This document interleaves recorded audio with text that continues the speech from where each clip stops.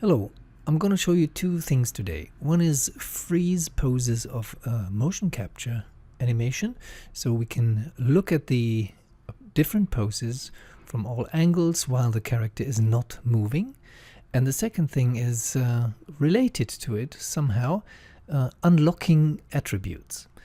Okay, hope it's not too abstract for the beginners. It's certainly not for the people who are more familiar with Maya. So let's introduce a motion capture character under General Editors, Content Browser, and I'm here under the motion capture settings. I choose a dancer. He arrives in the scene and performs his dance. First of all, I want to give him a different color, and I go to the skin here. That's the thing I'm gonna color, and all the way to the right is the Fong shader, the standard Fong shader. I just changed the color to this kind of blue maybe. Okay, when we want to duplicate and freeze him in this situation, for example, we pick the skin again and press Ctrl D. It's creating a duplicate. And we're at frame 1 currently. Let's go to frame 20. Select the skin again and duplicate it. Let's go to frame 40. Select the skin and duplicate him. Let's go to frame 60 and do the same thing again. So the dancer who is actually still dancing is this character here. This is his joint group, and this is the skin, so we can hide it by pressing H. So we have 4 characters now in that dancing, in different dancing poses. We want to rearrange them in their position and grab this one and move him to the left, and then we see that the arrows here are locked. We change the background color, you see them, they're gray. And the reason why they're gray is we see that in the attribute editor they are grayed out here, and when I right mouse click on one of the attributes, I can unlock the attribute so it gets free. So I can move him to this side, but not up and down. So I need to unlock all of them. I cannot rotate him either. So basically I'll undo this.